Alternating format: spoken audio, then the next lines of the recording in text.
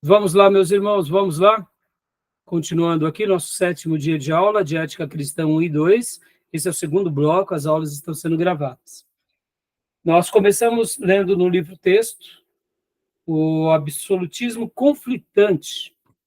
Então, deixa eu até voltar aqui o slide. Nós estamos lendo o conflitante. Pastor Johnny, tenha a honra de ler para nós novamente. Está na página 97. Do início em diante, para a gente continuar aqui o assunto. Tá bom. Por favor. Capítulo 6, absolutismo conflitante. De modo geral, os evangélicos sustentam algum tipo de absolutismo ético. E, em contraposição ao situacionismo, eles reivindicam a existência de muitos absolutos morais. No campo dos que defendem a existência de 2 ou mais absolutos, surge um problema peculiar. O que fazer com os conflitos morais? O que o indivíduo deve fazer quando 2 ou mais de suas obrigações absolutas se cruzam em um conflito inevitável? Basicamente, existem 3 respostas para essa questão. Dá uma pausa, pastor, por gentileza. Joia. Só lembrando, irmãos, que tanto o situacionismo, o generalismo e o antinomismo são opostos ao nosso pensamento evangélico.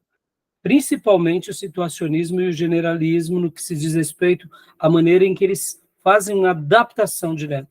Já o antinomismo, que não há leis ou não há normas, a gente não precisa nem gastar termos sobre essa questão. Somos filhos de Deus que seguimos suas normas. Logo, nós nem precisamos, eu diria, tentar debater sobre isso, né? Porque se não há normas, não existe certo nem errado, logo tudo pode, né? E nós sabemos que isso é uma inverdade. Então, aqui ele vai mostrar esses 3 absolutismos mais uma vez, e ele vai falar palavras bem curiosas. Por gentileza, pastor, pode continuar. Joia. Então, basicamente, existem 3 respostas para essa questão. Primeiro, o absolutismo não qualificado afirma que esses tipos de conflitos são apenas aparentes. Eles não são reais. Isso significa que nunca 2 obrigações absolutas entram em um conflito inevitável. Dá uma pausa até aí, pastor. Como a gente já estudou e sabe, infelizmente, seria tão bom se isso nunca acontecesse. Como o próprio Geisler termina o resumo do capítulo anterior, falando que, de fato, seria tão bom e seria um grande ideal a gente poder viver essa realidade onde essas coisas não se conflitassem, mas elas vão se conflitar, na prática ou mesmo na igreja. Continua para nós, pastor, por gentileza. Joia. Segundo, o absolutismo conflitante admite a existência de conflitos morais reais, mas considera a pessoa culpada, independente da decisão que tomar. E terceiro, o absolutismo graduado, ou a posição do bem maior. Concorda com a visão de que conflitos morais reais acontecem algumas vezes, mas mantém que o indivíduo é inocente se fizer o bem maior e escolher o mal menor naquela situação. Neste capítulo, iremos considerar a segunda visão. Ou seja, o absolutismo conflitante. Como eu disse por várias vezes, no absolutismo não qualificado, ou seja, ele é o não conflitante. No absolutismo conflitante, a gente vai para a escolha do mal menor. Para o absolutismo, como a gente vai ver aqui graduado, a gente lembra essa questão da hierarquia, ou a gente remete à ideia do bem maior. Então, Maísa, já chegou, está aí conosco? Então, pastor, continua lendo para nós aqui, ainda a página de número 97, uma explicação sobre o absolutismo conflitante. Essa explicação dele é muito boa. Perfeito. O pressuposto central da posição ética do absolutismo conflitante é que nós vivemos em um mundo caído e esse tipo de mundo ocorre em conflitos morais reais.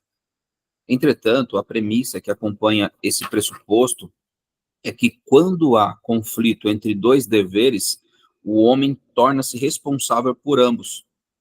A lei de Deus não pode nunca ser quebrada sem que haja culpa. Nesses casos, portanto, o indivíduo deve optar pelo mal menor, confessar seu pecado e pedir perdão a Deus. Dá uma pausa aí, pastor. Essa última expressão, podem ver que no parágrafo acima, quando ele falou sobre o absolutismo graduado, ele já colocou que o absolutismo graduado, ou absolutismo hierárquico, como ele chamava aqui nas versões anteriores, ela lembra essa questão de hierarquia, logo tem essa ideia do bem maior. Ou seja, o que é melhor diante de uma hierarquia? Já que nesse ponto, mesmo que a gente quebre uma das regras, a gente sempre vai lembrar e optar pelo mal menor.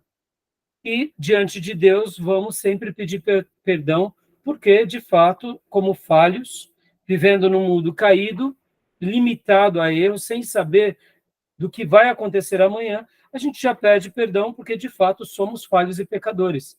A gente não pratica aqui a anulação, nem a covardia, nem a negação, mas nós enxergamos que, diante de duas premissas, escolhemos aquela que prejudicará menos, né? Então, assim, tudo bem até aí? Tranquilo? Alguma Sim. pergunta, dúvida? Continua para nós, pastor, por gentileza, esse último parágrafo. Vou aqui pelo livro.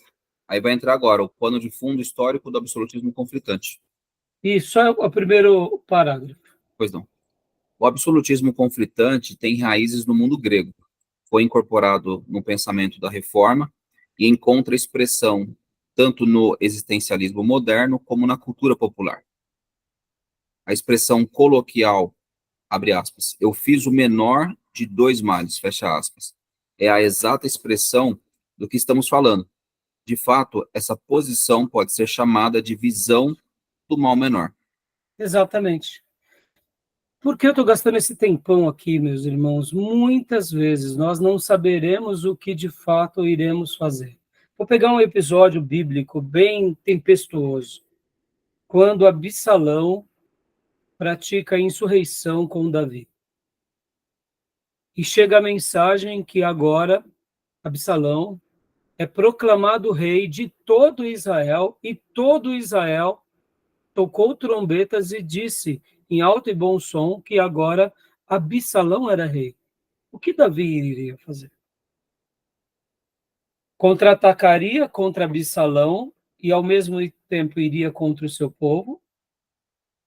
Ou ele sairia de Jerusalém e iria buscar apoio entre os seus amigos para que buscasse a Deus para tomar uma decisão? Se nós pegarmos esse episódio, a gente vê na prática o absolutismo não conflitante. Porque, de fato, era uma insurreição. Davi não estava negando a realidade do fato. Mas Davi não sabia o que iria acontecer nos capítulos seguintes. Nós conhecemos a história. Mas no desenrolar daquela história, o que aconteceria com ele, ele mesmo deixa como algo que ele não sabia.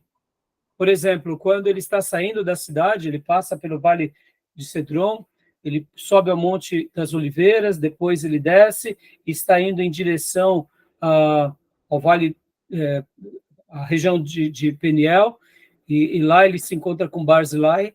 Naquela ocasião, um pouco antes, quando ele está ali saindo de Jerusalém, há um homem que ataca pedras nele, que é Simei, e Davi simplesmente diz: Deus permitiu isso acontecer.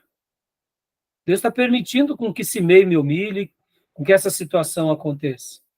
E ali a gente vê, inclusive, Davi quebrantado, Davi orando no Monte das Oliveiras com seu povo, e ali ele declara algumas palavras, mais ou menos assim: se Deus me permitir voltar, voltarei. Perceba, Davi não sabia. Então, são realidades que, quando a gente esquece agora da teoria e vai para a prática, a gente não sabe como agir.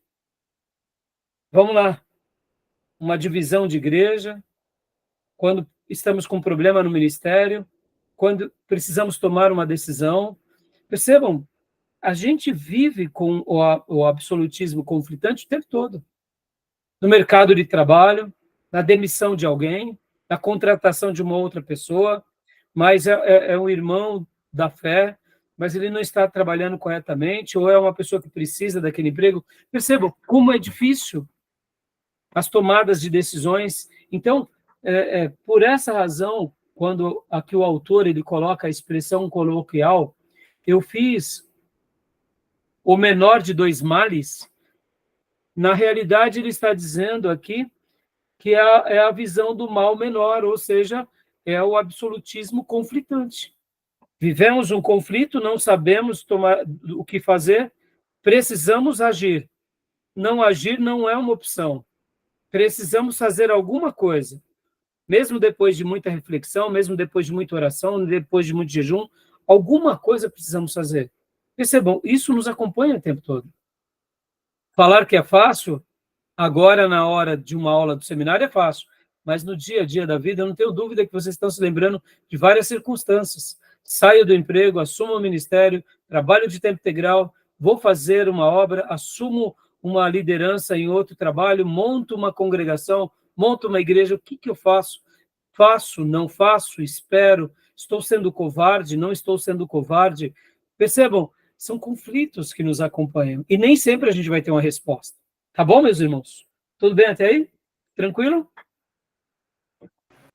O autor ele vai trabalhar aqui sobre várias crenças básicas do absolutismo conflitante. Percebam que aqui ele vai, inclusive, citar sobre a antiguidade, os gregos. Isso acompanha não somente a nós, a igreja, mas qualquer civilização que goste de pensar e de chegar em decisões éticas e morais mais elevadas. Os gregos, por exemplo. Isso aí depois contra o pensamento de Kant, né? Immanuel Kant, ele não abre mão da verdade. Mesmo, ele não admite, para salvar uma vida, falar uma mentira. Sim, isso se depõe. Não, então, é claro, mas aí a gente está pegando uma situação, né, Júlio, da mentira, né? Pode ver que entre a mentira e a verdade para salvar uma vida, mas o que eu estou abordando agora aqui, e a gente vai ver alguns exemplos, não é necessariamente nesses casos, mas em várias outras tomadas de decisões, né? Sim. Agora, olha que interessante, Júnior. Kant também, dentro das suas teses, né, ele vai falar muito para nós sobre a questão do bem comum e do bem social. Uhum. Pode ver que Kant ele vai trabalhar muito em cima disso. O que eu penso não necessariamente é o que eu devo fazer na sociedade. Que o que eu penso como bem comum não necessariamente é o bem social. Logo, eu opino pelo social. Eu estou comentando aqui ideias de Kant no que se diz respeito, como a gente vai equacionando várias coisas. Por exemplo, por que esse assunto é interessante? Porque a gente começa a abrir vários leques, né? Hoje, pode ver que um dilema que a igreja tem passado é o cristão na política. O cristão deve ir para a política ou não? O cristão tem que ser apolítico? Percebam, uns vão falar que não. O cristão não pode ser político, tem que ser apolítico, ou seja, contra a política. Outros já vão dizer que sim. E aí, por isso, são dilemas éticos, são respostas. Então, podem ver o desgaste que nós temos enfrentado em virtude do quê? De uma própria eleição de um prefeito agora, na cidade de São Paulo. O quanto tem tido debates e desgastes da direita, de pastores, de candidatos, por causa de uma questão que é simples. A pessoa está se candidatando, dê o seu parecer, mas virou a caça às bruxas, né? Pode ver.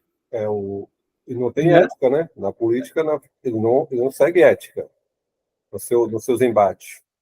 Então, podem ver que se houvesse aqui uma clareza melhor dessa questão e uma separação, como alguns pastores fazem, porque aqui vou deixar até mais uma vez, mais uma recomendação.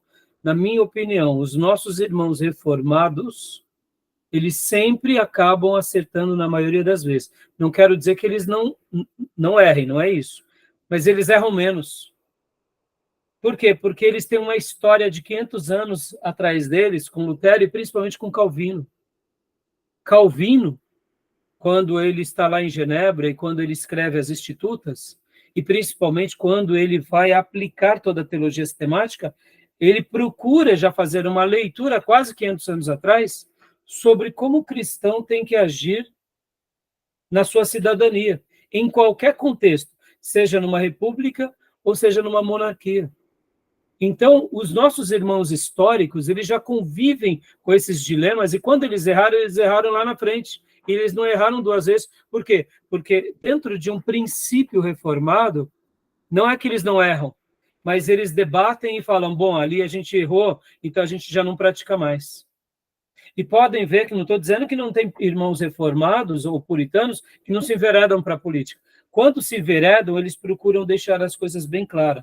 Aqui é as coisas da igreja e aqui é as coisas da política. Percebe? Isso é uma questão ética. É uma questão espiritual, mas também ética. E isso traz menos dolo, menos dor do que tem acontecido agora. Porque é assim, irmãos, fazendo só uma última crítica, é vexatório ver pastores que gostam de se auto-intitular como pastores representantes do povo evangélico, que agora estão defendendo uma linha de direita, mas que no passado também hastearam bandeiras para a esquerda, e só porque era o grupo dominante, ou seja, é vexatório. Basta a gente ser um pouco inteligente. Então, por isso que eu tenho um posicionamento político e preservo esse posicionamento, porque eu enxergo que assim a gente erra menos. Mas percebam, é um dilema de conflito agora. Se a gente não souber lidar com essa situação, a gente acaba prejudicando até a própria vida da igreja. Pode ver que depois do surgimento do movimento de direita, a igreja se enveredou muito para a direita. Eu acho isso muito bom, mas precisa ser mais debatido esse assunto. Precisa ser mais estudado com a igreja. Precisa deixar as coisas bem separadas, até onde é a igreja e até onde é a política. Por quê? Porque a igreja a direita ressurgiu agora no nosso país, como talvez nunca tivesse tido uma discussão a respeito disso, mas ainda é muito nova. E é interessante que hoje o povo brasileiro ele pegou gosto pela política. Isso é muito bom.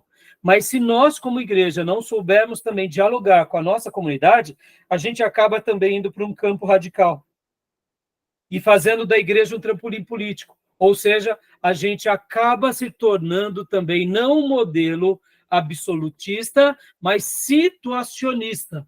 Olha que interessante. Aí a gente vai ou para o situacionismo, ou seja, agora é relativo que apoiemos a política, agora é relativo que não apoiemos a política. Ou senão a gente vai para o generalismo. Por quê? Porque os fins justificam os meios. Agora a igreja está ganhando com a política. Percebam, a gente está entrando num campo ético, permitindo com que as nossas ovelhas se enveredem para aquilo, e a gente está se perdendo. Começa a relativizar tudo, né? Tudo Por causa do situacionismo. Vai ficar ao modo do subjetivismo do sujeito. Exato. Exatamente. Percebam, a gente está vendo, essa aula de ética está sendo uma matéria-prima no nosso debate político contemporâneo, para nós vermos, porque enquanto a gente não está estudando ética, está vendo as discussões políticas, nós falamos assim, eu acho que deveria ser feito mesmo, tem que prender fulano, mas quando a gente começa a estudar ética cristã e ver o posicionamento cristão, a gente começa a pensar, não, pera lá, alto lá, aqui a gente pode ir, mas acolá não. A gente pode discutir, mas a gente está entrando num terreno perigoso. Em terreno perigoso, remete à ideia do quê? Areia movediça. Que é areia movediça. Na minha opinião, se os pastores não souberem dialogar sobre esse tema com as suas igrejas, ensiná-los a verdadeira ética cristã, eles estão entrando na areia movediça. Depois, eles não vão conseguir mais sair. E por essa razão, muitas religiões acabam se tornando o quê? Apenas um lado político. Com todo respeito, eu não quero entrar no termo agora, mas hoje a gente vai falar um pouco sobre a guerra, já quando acabar os absolutismos. Mas por que o Irã tem um lado contrário à Arábia Saudita? porque uns são sunitas e outros são xiitas, tá bom. Mas percebam que ser xiita também é um lado religioso, mas é um lado político. Assim como ser um sunita é um lado religioso, mas é um lado político. Assim como ser um católico apostólico romano e assim como ser um católico ortodoxo. As divisões na história mostram que eram a política ou a monarquia dando as cartas do que da religião. E a religião foi a desculpa para as divisões. Percebam que a história vai se repetindo. Que hoje nós, como protestantes no mundo, nesses últimos 500 anos, criamos movimentos também, atuamos na política, na economia, e muitas vezes nos perdemos em virtude disso. Mas uma coisa é a igreja, outra coisa é o Estado. E como fazer essa ponte entre ambos sem que eles se percam? Por isso que precisamos das escrituras, por isso que precisamos dialogar com muita sabedoria sobre esses temas. Tá bom? Perigo das ideologias culturais, né? Aí pronto, né, Júnior? Aí se perde mais ainda, né? Então, indo aqui para o livro-texto, irmãos, agora, para a gente correr, né? Maísa, leia para nós, na página 101 do livro, né? Porque na página 100, aqui ele vai falar um pouco as crenças básicas do absolutismo conflitante, né? E aqui o autor vai dizer assim, eu vou ler esse início aqui da página 100. Há 4 premissas básicas no absolutismo conflitante. A primeira, a lei de Deus é absoluta e não pode ser quebrada. Segundo, conflitos inevitáveis entre os mandamentos de Deus irão ocorrer em um mundo caído. Terceiro, quando conflitos morais acontecem, nós devemos fazer o mal menor. Quarto, o perdão está disponível se nós confessarmos os nossos pecados. Ou seja, aqui ele já dá a tese de todo o desdobramento do que seria o absolutismo não conflitante. Porque estamos num mundo caído, mas, ao mesmo tempo, Deus, já sabendo desse mundo caído, já nos proporcionou o perdão. Então, leia para nós apenas aqui na página 101, a lei moral de Deus é absoluta, esse parágrafo para nós, por gentileza. A lei do Senhor é perfeita, Salmos 19, 7. O salmista confessa para Deus: cada uma das tuas justas ordenanças dura para sempre. Salmos 119 e 160. Deus não fez a sua lei para que ela seja quebrada. O salmista exclama: tu ordenaste os teus mandamentos para que os cumprissem à risca. Salmos 119, 4. Os juízos do Senhor são verdadeiros e inteiramente justos, e a grande recompensa em segui-los. Salmos 19, 9, 11.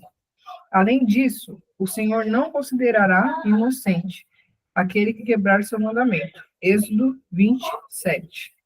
Em outras palavras, o autor ele defende aquilo que já sabemos, irmãos, que Deus nos deixa os seus caminhos. Agora, é claro, irmãos, percebam, aqui estamos estudando sobre ética cristã, partindo do pressuposto das leis, mas a gente não pode pegar agora isso e ir para o legalismo.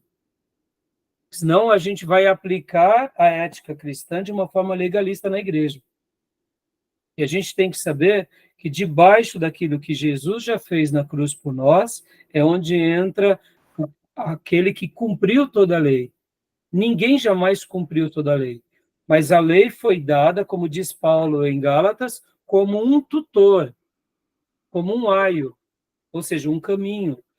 Na cultura grega, irmãos, o que era o tutor? O tutor era um dos escravos mais sábios, em que educava as crianças. E muitos tutores só eram liberados quando as crianças passavam pela maioridade. Ou seja, se tornavam adultos, então os pais, os patriarcas, liberavam agora aquele filho ou filha, do cuidado do tutor. Paulo vai mostrar que Deus deixa-nos a lei para que ela seja o quê? O nosso tutor. Hã? O AI é uma pedagogia, né? Isso.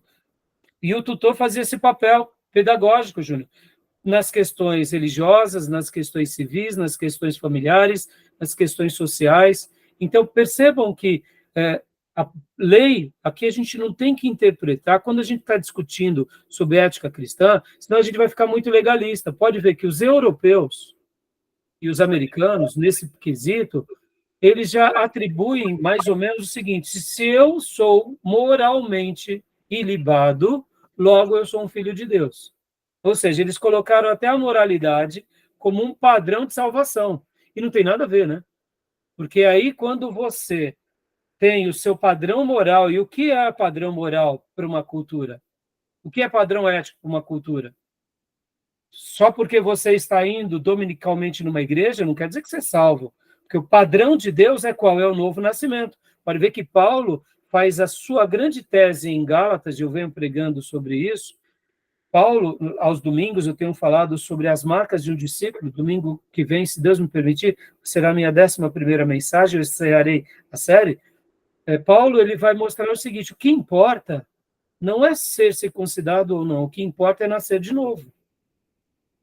O que importa é fazer e seguir o princípio de Abraão, que creu em Deus, e essa fé lhe foi creditado como justiça. O que importa é viver justificado não pelas suas obras, mas ser declarado ou creditado por Deus como justo. Então, no momento que a gente estuda aqui as leis de Deus, mesmo sabendo que a gente tem que escolher as leis, a gente tem que saber que nós já nascemos no vermelho.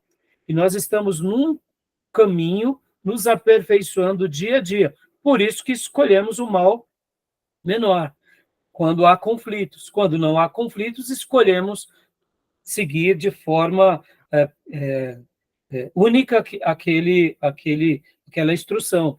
Eu estou falando um pouco sobre essa questão do legalismo, porque quando a gente vai, assim como o Júnior é do direito, e muitas vezes o advogado ou o juiz, ele acaba tendo uma interpretação seca da lei, não é assim, Júnior? Exato. Porque ele é uma pessoa que ele pega a lei pela lei, e não importa se aquela pessoa está sendo prejudicada.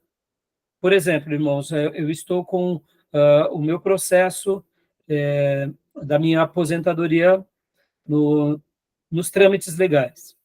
Eu tenho mais do que os anos recolhidos, mas, em primeira instância, o juiz que pegou meu caso nem me chamou para uma contestação, porque, segundo a minha advogada, ele interpreta a lei pela lei secamente. Enquanto muitos amigos nossos da Bolsa já foram aposentados, eles poderiam servir como apoio à tomada de decisão, ele foi alguém que pensou de outra forma.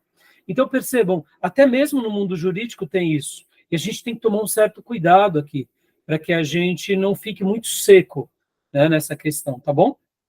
Quer comentar alguma coisa, Júnior, você como homem do direito? Tomando como base a palestra do Tiago lá, Santos, que ele aborda muito a questão dos 10 mandamentos, e pelo livro que eu comprei, do Johnny mencionou, e eu comprei, indicou, ele fala muito a questão do espírito da lei, está nos 10 mandamentos, o espírito da lei, ou seja, os princípios que Deus traz com todo o ordenamento lá dos 10 mandamentos. Jesus também abordou, que era o espírito da lei, que são os princípios que é pedagógico de Deus, que confronta com o legalismo dos fariseus. Então, o professor lá, o Tiago, o pastor, ele dá um enfoque muito grande nessas questões aí. Muito bom, Júnior. E é muito legal você lembrar desse assunto, porque tem tudo a ver com isso que eu estou acabando de falar. Para que a gente, quando a gente está tratando aqui do absolutismo conflitante, não tenham medo achando que tudo vai ser conflito, tudo vai ser guerra, tudo vai ser... Não, não. Vão acontecer. Haverão momentos. Nem sempre vão ter situações tão complexas. Peguemos, por exemplo, a vida de Jesus. Para que os mestres da lei, os fariseus, tentassem prender Jesus em algum termo da lei, eles tinham que pensar muito para tentar prender Jesus e mesmo assim não conseguiram. Por quê? Porque, de fato, as coisas não são assim. Elas não estão sendo antagônicas o tempo todo, de uma forma assim muito, né, contundente. Tá bom, meus irmãos? Leia para nós agora, Maísa, por gentileza, página 102, o dever de fazer o mal menor. Esse parágrafo, por favor. Nem todos os pecados são criados do mesmo modo. Jesus disse a Pilatos: aquele que me entregou a ti incorre em pecado maior. João 19:11. Há um pecado tão terrível que é imperdoável: a blasfêmia contra o Espírito Santo. Mateus 12:32. Sendo este o caso, há uma obrigação em se fazer o mal menor. Todas as vezes que os nossos deveres morais entrarem em conflito, nós devemos obedecer ao dever maior, entendendo que a transgressão contra o outro é pecado. Não obstante, trata-se de cometer o menor pecado na situação. É sempre nossa responsabilidade fazer o melhor que podemos, mesmo quando este não for bom. Nós precisamos maximizar o bem mesmo quando ele for mínimo. Joia. E aqui, irmãos, preste bastante atenção. Percebam como que em cada período da história, principalmente quando os valores morais e éticos vão se perdendo, alguns assuntos vão ganhando tema e, como tudo, há uma influência muito grande social para que a gente passe, por exemplo, a não valorizar mais alguns valores que outrora era muito estimado. Vamos dar um exemplo, irmãos. Antigamente, quando se fazia um filme e o bandido vencia, era uma coisa muito forte na opinião pública. Era questionado aquele filme, era questionado nos jornais, havia debates, mesmo que fosse uma obra muito, muito boa, como produção cinematográfica ou um livro, havia um questionamento. Aos poucos, a indústria dos filmes, de Hollywood e de tantos outros, foram fazendo uma defesa aos bandidos, porque o que é ser bandido? Que enquanto outros são bandidos do colarinho branco. E percebam que hoje é tão comum filmes e temporadas em que valorizam o erro, valorizam o crime, valorizam o tráfico, e a gente já nota o quê? Que uma nova cultura se estabeleceu, onde as próprias crianças, dependendo de onde elas moram, o sonho de vida delas é o quê? Ou é ser um traficante, ou é ser um bandido, e aí vai. Percebam a alteração das coisas. Por isso que essa fala aqui, que nós precisamos maximizar o bem, mesmo quando ele for mínimo, é um dever nosso jamais perder isso de vista e jamais deixar de ter uma voz ativa, mesmo numa cultura pervertida, tá bom? Porque é lamentável quando a gente vê coisas como essa diariamente estampadas diante de nós, e aí, né, a gente acaba notando assim que há uma inversão de valores, né? A inversão de valores. Quantas são as vezes que as pessoas estão torcendo pelo bandido, pelo criminoso, pelo espião, que agora vendeu a nação, vendeu a polícia, e isso é uma praga, né? E aí aqui o autor ele vai falar no livro, na página 102, sobre algumas contribuições positivas do absolutismo conflitante. Só vou ler aqui os tópicos para vocês, irmãos. O absolutismo conflitante preserva os absolutos morais.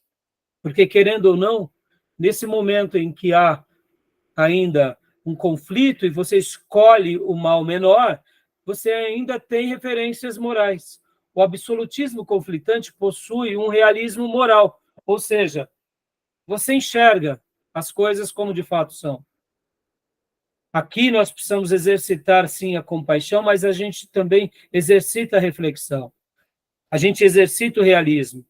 Por exemplo, no nosso contexto de brasileiros, as favelas, as drogas, as crianças de rua, ou seja, são realidades nuas e cruas estampadas diante de nós. E a gente não pode deixar de discursar sobre essas coisas que são reais. Continuando, o absolutismo conflitante vê os conflitos morais arraigados na queda. Querendo ou não, a gente vê que isso é fruto da nossa natureza caída. No sábado nós estávamos num culto familiar e o filho do Fabiano fez várias perguntas para mim. Ele está agora na pré-adolescência e aí ele disse assim: por que Deus criou a guerra? Olha que pergunta. Entre muitas perguntas que ele me fez. E aí eu tive que ensinar a ele e a todos ali, dizendo para eles: não foi Deus quem criou a guerra, Deus criou a paz. Mas no momento em que os homens, eles não valorizam a paz, eles se tornam egoístas, querem o que é do outro, aí nasce a guerra. E aí a gente teve até que filosofar um pouco, dizendo sobre essa questão das luz e das trevas, da verdade e da mentira. E ali eu até fiz uma dinâmica muito interessante para todos eles, era à noite, e eu disse assim para eles: Deus é luz ou Deus é trevas? Eles disseram para mim: Deus é luz. Eu falei: e as trevas? Elas estão aqui? Aí eles disseram: claro que não. Aí eu falei assim para eles: apaguem as luzes. Aí na hora que apagou as luzes, ficou um breu só a sala. E ali eu falei: as trevas remete a essa ideia de que ela ganha espaço aonde? Na ausência da luz. Ou seja, a queda é um fator estabelecido diante de nós. Mas se nós perdermos de vista os valores morais e os princípios de Deus, que são as nossas normas, a gente acaba realmente se enveredando para caminhos mais perigosos. Então, o absolutismo conflitante só mostra uma coisa, que ele faz parte da nossa vida por causa da queda do homem, mas não foi o projeto de Deus. O projeto de Deus é que vivamos em luz, vivamos em verdade, vivamos em harmonia. Mas enquanto estivermos aqui e estamos no mundo caído, ele haverá esses conflitos, né? Continuando, o absolutismo conflitante apresenta uma solução sem exceções. E agora, depois, o autor, na página 104, vai falar sobre algumas críticas ao absolutismo conflitante. E dentro das críticas um dever moral de pecar é moralmente absurdo. Querendo ou não, essas críticas são muito interessantes. A outra crítica é a inevitabilidade não é moralmente culpável. E aí ele continua também dizendo aqui, inclusive cita se Jesus deve ter pecado, porque diante dessas premissas, eles começam a pensar, será que Jesus também não pode ter tido esses conflitos, logo escolheu o maior ou menor, e dessa forma ele não ter pecado? E aí o autor vem numa resposta na página 110, nosso irmão Geisler, e fala que Cristo teve que enfrentar conflitos morais. E aqui ele dá uma resposta muito interessante, eu gostei muito da resposta dele. Júnior, leia para nós somente a página 111, o segundo parágrafo para nós, por favor. Estou só leio no digital. Ah, tá. Então, leia para nós, Maísa, por gentileza, aqui, na 111. A prova de que o indivíduo... Ah, tá. A prova de que o indivíduo pode enfrentar dilemas morais reais sem pecar é que Jesus os enfrentou, mas sem nunca ter pecado. Assim, temos que concluir que dilemas morais não produzem, obrigatoriamente, a culpa no indivíduo. Existe sempre uma saída através da prática do bem maior. Em situações conflitantes, guardar o mandamento maior, por exemplo, obedecer a Deus sobre obedecer ao governo, é uma saída isenta de culpa. Joia, né? E agora, pode ler para nós o resumo e a conclusão para a gente ir para o outro, que é o absolutismo graduado, e aqui ele vai dar uma síntese muito boa sobre esse assunto, irmãos. Olha só. Pode ler, Maísa, por gentileza. Resumo e conclusão. O absolutismo conflitante acredita que há muitos absolutos morais e que estes, algumas vezes, entram em conflito. Essa abordagem baseia-se na premissa de que as leis de Deus são absolutas e, por este motivo, nunca podem ser violadas. Por outro lado, o absolutista conflitante reconhece que este é um mundo caído e que, nesse tipo de mundo, sempre existirão dilemas morais. Quando um desses conflitos real e inevitável acontece, é nossa obrigação fazer o mal menor. Entretanto, nós precisamos reconhecer um ato por aquilo que ele é, confessar nosso pecado de termos quebrado a lei de Deus e aceitar o perdão divino. Dá uma pausa aqui, Maísa, só rapidamente. Irmãos, para que a gente não entre num campo legalista, ou como o Júnior disse, citando, né, o nosso irmão, que eu passei as tarefas extras para vocês dos vídeos do Tiago Santos, para que a gente não entre num princípio legalista, É bom que a gente não fique julgando quando a gente notar certas questões conflitantes. Por exemplo, como agora está acontecendo com a guerra. Para nós, sul-americanos, é muito fácil olhar para o que acontece na Rússia e na Ucrânia e ter um juízo temerário sobre eles. Como também é muito fácil para nós falarmos do conflito entre Israel e o Irã, ou agora, inclusive hoje, houve os bombardeios da Síria a Israel, mas a gente vê essa guerra que começou ali com os grupos terroristas da faixa de Gaza. Então, percebam que é muito fácil a gente dizer o que eu faço, o que eu não faço, eu sou contra, porque a gente não está no conflito direto. Nós não temos, né, pelo menos até onde eu sei, parentescos com irmãos que vivem em Israel ou vivem na Palestina. Ou seja, a gente não está inserido nesse contexto. Então, lembrem-se disso, porque, como pecadores que somos, os conflitos, eles acontecerão. E a gente não pode perder a premissa de escolher o mal menor, mas, ao mesmo tempo, se esforçar ao máximo quando isso acontecer. Porque, querendo Deus que as coisas se apaziguem, a gente pode até ficar dizendo e afirmando coisas temerárias sem muito juízo. Mas, hipoteticamente, se esse pano de fundo desses conflitos se agravarem e forem criando proporções cada dia maiores, e uma hora chegar aqui no nosso território, a gente verá na pele o que é viver um estado de sítio, uma guerra. Então, já não bastam as contendas morais e éticas que a gente passa na nossa nação. E isso, para nós, já é uma coisa muito perigosa, muito ruim, e que a gente sofre muito, e o nosso povo sofre. Podem ver que a gente vive uma guerra com relação ao tráfico, com relação à corrupção, com relação às ideologias, ao desrespeito, à ausência da aplicabilidade da lei, ou a lei ela é aplicada para um grupo e não para outro. Percebam, a gente já mal sabe dar respostas mais assertivas nos nossos pequenos conflitos, quem dera nos conflitos que os nossos compatriotas estão vivendo hoje, como eu citei há pouco, compatriotas não, mas eu diria, os habitantes do mundo estão vivendo. Então, é muito difícil, tá bom? Então, esse assunto, ele está sendo bem, aguça bastante os nossos sentidos, tá? Leia para nós, mas esse outro parágrafo, por gentileza. O absolutismo conflitante possui o mérito de manter a existência do absoluto e ser, ao mesmo tempo, realista acerca do mundo caído em que nós vivemos. Todavia, essa posição não parece ter sido bem sucedida em sua defesa contra as críticas que lhe têm sido dirigidas, sejam elas morais, sejam cristológicas. Parece ser um absurdo moral dizer que há um dever moral de pecar ou culpar o trem por aquilo que é inevitável. Além do mais, se Cristo foi tentado em todas as coisas como nós, ele deve ter enfrentado dilemas morais. Mas, se ele enfrentou dilemas morais, ele deve ter pecado, porque, de qualquer modo, de acordo com essa visão, ele se torna um pecador. Se ele não enfrentou dilemas morais, ele não é nosso exemplo moral absoluto.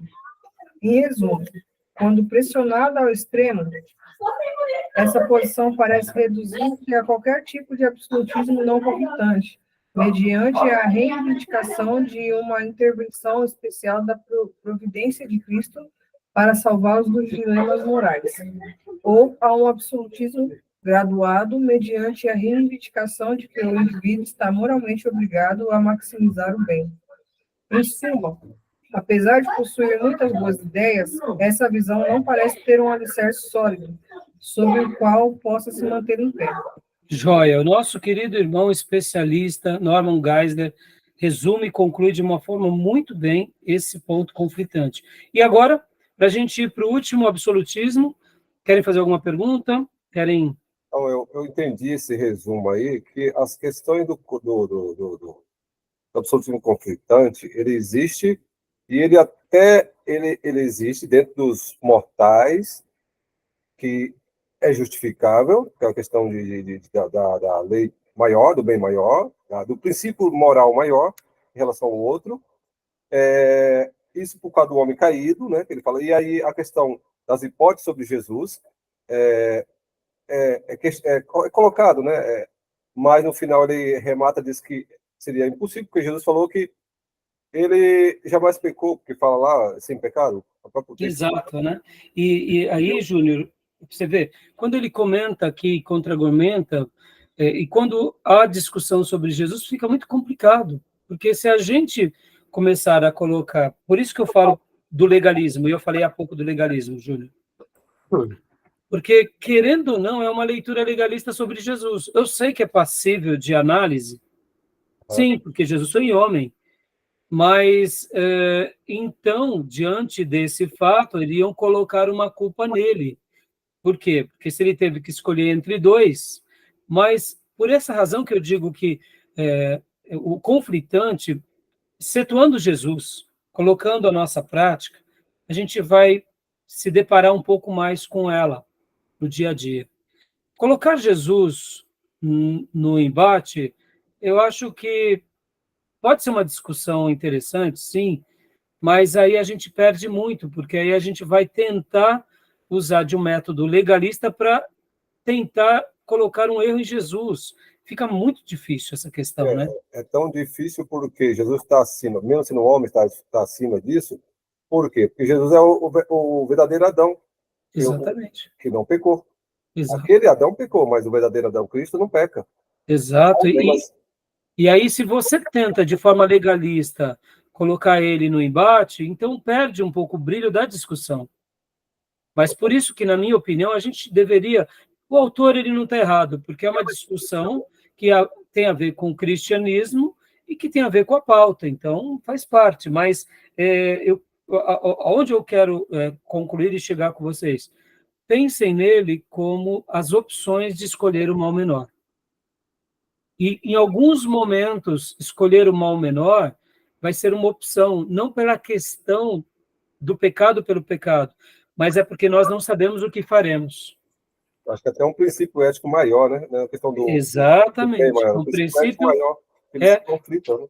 Exatamente. Por isso que, quando o autor chamava de absolutismo ideal, é porque é o ideal. Exato. É o ideal. Exato. Você está tentando chegar naquele ideal, já que nosso dever é um dever de atingir a estatura do varão perfeito, e ele foi perfeito, Jesus. E a gente está nessa caminhada. E é por isso que, como eu fiz uma leitura também no outro livro aqui, essa questão de Jesus está muito acima, porque Jesus, no Sermão da Montanha, os princípios e valores éticos, Jesus defende como em harmonia com os 10 mandamentos. Ou seja, quando a gente olha os 10 mandamentos e olha os princípios do Sermão da Montanha, a gente fala assim, é humanamente o homem atingir aqueles princípios. Por isso que no final que a Maísa leu, ele fala lá que essa questão é para os mortais, a questão da hierarquia. Deus está muito além, está muito alto. Por isso que eu gosto do absolutismo conflitante, Júnior, na questão dos nossos embates, das nossas tomadas de decisão. Exato. Vamos pegar só um caso aqui, Júnior. A igreja começa a ter um montinho querendo tirar o pastor, porque o pastor está tendo uma mensagem muito dura. Ora, precisa tirar o pastor, porque o pastor está numa fase em que ele está enxergando e está cobrando mais da igreja. Sejamos honestos, Júnior. Quantas são as vezes que nós estamos vendo que a igreja, como a igreja batista e democrática, está indo para um caminho perigoso, está entrando numa areia movediça, a troco do quê? A troco de uma filosofia de mercado onde o pastor tem que agradar o cliente. O pastor tem que ter uma mensagem onde leva as pessoas a sorrir, a uma energia boa. Aí tem um pastor lá que é piedoso, que é crente, e aí o que é um dilema ético-moral, é um dilema absoluto conflitante. E aí nós muitas vezes nos colocamos, eu não vou falar porque já é a terceira vez que arranca os pastores, deixa esses crentes quebrar a cara. Mas só que na realidade a gente também está perdendo, porque vai vir um novo pastor que de repente é um né, que pratica Ou leis de seja, mercado, a igreja vai receber uma data de validade, porque ela vai naufragar, e aí a gente se omitiu de ter... É um conflito E ético-moral. outra, ele tem que estar vinculado à conveniência de um grupo? Mas sejamos honestos, agora como batistas, isso não acontece ou não? Acontece. Direto, Acontece. lamentavelmente. E a Os donos da própria igreja autonomia não... dele, né? Oi? A própria autonomia do pastor. Não, exato, não. É uma coisa diabólica em nome da democracia, né? Aí eu te pergunto, essa democracia é a democracia bíblica ou é a democracia humana sendo Humana. revestida? Acabou. Então percebam que mesmo como batistas, eu tenho que fazer uma crítica contra o nosso próprio sistema, que Claro. muitas vezes ele se adequa ao mundo e não aos valores de Deus. Qual que seria a pauta a ser tomada aqui? Ética e cristã. Vamos orar e jejuar até Deus falar. Claro. Acabou. Claro. Todo mundo da igreja, quem é contra, quem é a favor, 3 meses de oração e jejum. Quero ver se a igreja vai tomar alguma decisão errada. Exato. Agora, não, quem toma a decisão são quem? Os que ofertam, é o grupo dominante, é o grupo de empresário, e o pastor sempre vendido.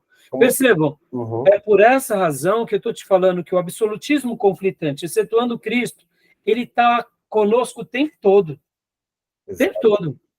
E a gente vai precisar saber lidar. Agora, como eu agiria sendo dessa igreja, sendo um pastor auxiliar lá? Eu iria tomar o meu posicionamento e respeitar a opinião da maioria. Afinal de contas, somos um batista. Mas eu iria expressar pela primeira vez, pela segunda vez e pela terceira vez. Eu ia falar assim na terceira vez. Vocês já não aprenderam? Olha, já é a terceira vez que vocês arrancam o pastor da igreja.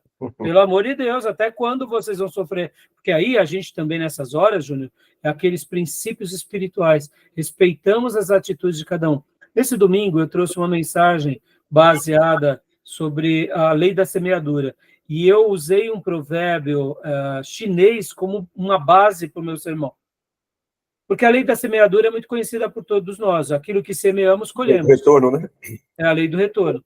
E só que nesse provérbio chinês foi brilhante enquanto eu fazia a minha lição de casa, porque ele diz o seguinte, o provérbio chinês: nós podemos escolher o que semear. Ou seja, você quer semear trigo? Você semeia. Você quer fazer o que? Plantar cana? Planta cana. Você quer plantar laranja? Você escolhe o que plantar. Mas aí conclui o provérbio chinês, vírgula, mas seremos obrigados a colhermos o que semeamos. Verdade. E a Igreja Batista e os irmãos donos de igreja, ou mesmo nas igrejas que têm a hierarquia episcopal, que se sentem donos da igreja, eles esquecem disso. Eles têm plantado muitas vezes coisas erradas, têm colhido e não têm aprendido. O que é isso, senão uma pessoa que não está sendo ensinada corretamente nos critérios de Deus? Então, a gente só vai fazendo o nosso papel, né, Júnior? Exato. E vamos entregando nas mãos de Deus, porque, afinal de contas, cada pessoa tem o direito de agir ou de plantar aquilo que ela escolhe, mas ela colherá acertadamente o que ela plantou. Então, assim, agora, vamos lá para o absolutismo graduado, meus irmãos, vamos lá? Pastor Johnny, leia para nós agora na página de número 113, absolutismo graduado. E aqui eu resumo, mais uma vez, irmãos, resume-se em escolher o bem maior, ou como chamava nas versões antigas, do nosso irmão Norman Giles, o absolutismo hierárquico. Há uma hierarquia. Eu gosto mais, né, desse termo também. Também gosto do hierárquico. Porque remete à ideia, é mais didático para nós, né? Tá bom? Leia para nós, pastor, por gentileza. Vamos lá. Capítulo 7, absolutismo graduado. O relativismo ético absoluto não é uma opção viável para os evangélicos. O caráter de Deus é imutável, e sua lei reflete seu caráter. Ver capítulo 1. Dentre as opções existentes no absolutismo ético, os evangélicos precisam escolher entre o absolutismo não qualificado, ver no capítulo 5, o absolutismo conflitante, ver no capítulo 6, ou o absolutismo graduado, que é o capítulo 7, também conhecido como hierarquismo. Todavia, nossas análises preliminares têm demonstrado que há problema sério nas duas primeiras visões. Há ainda uma visão remanescente que precisamos discutir, o absolutismo graduado. Ou seja, de todas as alternativas, o autor já deixa aqui para nós a dica, o graduado e o hierarquismo é o melhor. Ótimo. Aqui, irmão, já resolveu aqui, eu diria, muitos dos nossos problemas. Se a gente tiver isso como uma premissa, o não conflitante, né, ou o não qualificado, o conflitante e o graduado ou hierarquismo, o hierarquismo é o melhor. Mesmo que a gente não conheça muito bem, mas a gente vai ver. Então, ele já deixa aqui como especialista a recomendação e o direcionamento, né? Leia para nós. E agora eu quero fazer uma discussão bem interessante aqui, em cima das raízes históricas do absolutismo graduado. Olha que interessante essa fala dele. Sim. Das 3 formas de absolutismo ético mantidas pelos evangélicos, o absolutismo não qualificado está associado com a tradição anabatista, o absolutismo conflitante com a tradição luterana, o absolutismo graduado com a tradição reformada. Antes de examinarmos as premissas básicas do absolutismo graduado, vamos verificar alguma das suas raízes. Dá uma pausa aqui. Olha que interessante, irmãos. Eu quero abrir o leque aqui, tá? Quero abrir um leque. Os anabatistas, eles eram conhecidos na história como um grupo radical. Logo, eles tinham uma visão bem radical sobre qualquer assunto bíblico. Não estou fazendo juízo de valor sobre eles, mas eu quero usar agora os anabatistas e quero considerar alguns grupos hoje evangélicos que são também bem radicais, como, por exemplo, os pentecostais raiz. Percebam que os nossos irmãos e de pentecostais raiz, a gente conhece um pouco melhor, pelo menos hoje em dia não é muito mais comentado, mas alguns anos atrás, algumas décadas atrás, havia uma certa separação muito grande entre um pentecostal raiz e um pentecostal que não é mais raiz. Podem ver que os nossos irmãos chamados de pentecostais puros ou raiz eram aquele grupo que tinham usos e costumes bem exagerados, como, por exemplo, não assistiam TV, que a TV é do diabo, sexo era para procriação, a roupa de homem tem que ser diferente da roupa de mulher, até certo ponto, a gente concorda, é óbvio, mas o que eles queriam dizer é o seguinte, que o homem usa calça e paletó, e a mulher usa saia até a canela. A mulher, como o homem, não pode ter vaidade, ou seja, e aí onde existiam aqueles estereótipos de mulheres com pelo debaixo do braço, perna peluda, não usavam batom, ou seja, elas faziam uma leitura de que ser um cristão dessa forma, não cortar o cabelo, já que o cabelo é o véu da mulher, logo ela deveria se manter com aquele cabelo, e as nossas irmãs afro sofriam demais, porque imagina, uma coisa é uma mulher caucasiana que tem o cabelo liso, outra é uma mulher afro, a Maísa sabe disso muito bem, como que é difícil para uma mulher que é afro. Então, o que acontece? Esses eram critérios do quê? De que elas eram fiéis e os homens eram fiéis nas suas igrejas, e havia uma bagunça sobre essa questão. Então, eles faziam uma associação de que serem crentes que conservavam esses usos e costumes, logo eles eram crentes que preservavam a doutrina.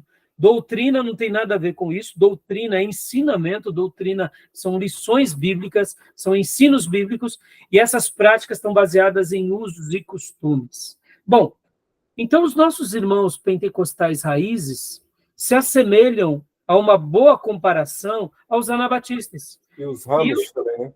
Como? Os Hamishes. Isso. Ou também os outros grupos, Quakers, né, que são grupos... Separou, né, dos absolutos. Exato, que eram grupos em que não aceitavam a tecnologia, andam de carroça, Sim. não tem luz elétrica, até hoje convivem com lampião, né, convivem com, por exemplo, com fogo a lenha. Por quê? Porque todo tipo de progresso é anti-Deus. Exato. Então, vamos colocar agora esses irmãos, tanto os nossos pentecostais raízes, não vamos dizer que a fé deles seja uma fé herética, mas vamos dizer que com toda a sinceridade deles, mesmo tendo pontos de heresia, eles seguem aquela heresia como uma verdade, porque é a maneira em que eles leem a Bíblia. Percebam que aqui o autor está dizendo que o absolutismo não qualificado se associa a esses grupos radicais, que enxerga algo e que não abre para precedentes de discussões. Então, é bem interessante essa comparação do autor, para que a gente possa imaginar um pouco. Os nossos irmãos anabatistas, só para vocês terem uma ideia, irmãos, quando vieram, por exemplo, as primeiras perseguições sobre eles, porque eles eram contra a guerra e porque eles liam no Novo Testamento que eles não poderiam usar a espada, porque senão pela espada morreriam, eles praticamente foram dizimados, os primeiros grupos de anabatistas. Os outros anabatistas, sabendo que alguns anabatistas de várias cidades foram mortos, eles começaram a pensar, então vamos orar, pedindo para Deus mandar anjo para nos livrar. A mesma coisa acontecia, anjo não apareceu e os maldosos iam lá e dizimavam. Depois, eles debateram entre eles e disseram, não, a gente precisa se defender. E aí, somente depois de várias mortes, eles começaram, então, a ter um posicionamento de defesa. Olha que interessante. Percebam que precisaram vários grupos morrerem para que eles aprendessem. Agora, não vamos julgar eles, vamos entender que eles estavam seguindo de uma forma, eu diria, ingênua, o absolutismo não qualificado, em algumas demandas. Por que eu estou falando isso? Para que a gente possa abrir o nosso leque sobre essas abordagens. Tudo bem até aí, então? Ficou claro? Tudo bem? Querem fazer alguma pergunta? Alguma dúvida? Não? Foi bem por aí mesmo. Vamos, então, abrir aqui o segundo ponto, o absolutismo conflitante. Ou, como era chamado, nas versões antigas, o absolutismo ideal. Com a tradição luterana. Opa, peraí, os luteranos começam bem com Lutero é o reformador, mas os luteranos depois eles se enveredam para quê? Para a tradição de Lutero, mas também eles colocam agora dentro do seu corpo de visão religiosa o quê? A filosofia. Podem ver que os luteranos também vão caminhar muito com a filosofia. Ou seja, hoje, nós temos a Igreja Luterana, e eu não sei se vocês sabem, irmãos, mas, por exemplo, muitos luteranos, muitas obras luteranas são publicadas pelas editoras católicas. Loyola. Por quê? Porque, de fato, já que eles são pensadores profundos e filósofos prolixos, então os católicos também não são filósofos e pensadores cristãos? Então, percebam, toda discussão da teologia que vai se enveredando para a filosofia vai tendo essa premissa de caminhar mais com o absolutismo conflitante. O absolutismo conflitante e os filósofos vão gostar bastante dessa discussão. E é daí que abre, eu não sei se vocês vão lembrar, muitas discussões para a teologia liberal, por causa dessas novas correntes, onde você vai trazendo a filosofia junto com a teologia. E por que eu estou falando isso, irmãos? Não sei se vocês vão lembrar que mais recentemente, alguns anos atrás, houve uma união entre os católicos apostólicos romanos e os luteranos, uma aproximação. Vocês chegaram a ver ou a acompanhar essas novas decisões teológicas? Então, o que acontece?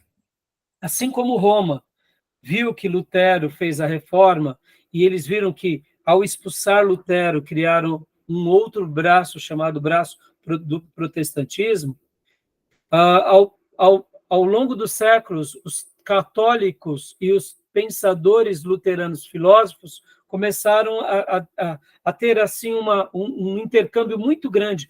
Tanto é que hoje, quando a gente pensa na igreja luterana contemporânea, pode ver que ela não é uma igreja que, vamos dizer assim, milita nas pautas de Lutero. A igreja luterana tomou uma outra frente. Ela tomou a frente mais filosófica. Então, eu só estou fazendo esse comentário com vocês para vocês verem que o absolutismo conflitante acaba tendo mais esse viés filosófico e teológico contemporâneo, tá bom? E o absolutismo graduado tem sido mais discutido dentro dos reformados, por causa dessa questão da hierarquia, essa questão hierárquica, tá bom? Tudo bem até aí? Tranquilo? Alguma pergunta? Beleza.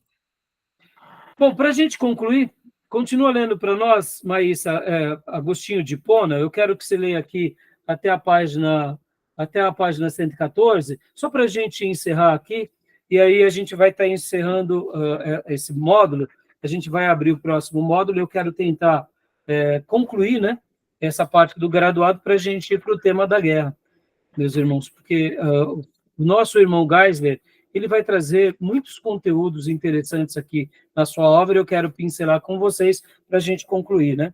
Aliás, vamos fazer assim, irmão, já deu o horário. Maísa, você vai ler Agostinho de Hipona assim que a gente reabrir, tá bom? Tudo bem até aí, meus irmãos? Ok. Joia? Alguma pergunta, meus irmãos? Não só um acréscimo relativo aos menonitas e o anabatista, tinha uma questão também que era muito importante. Ele não procurava a teologia, a interpretação teológica. Era o texto pelo texto, e a questão social, de viver naquele contexto parado no tempo, né? Sem Exato. mudança. Obrigado, Júnior.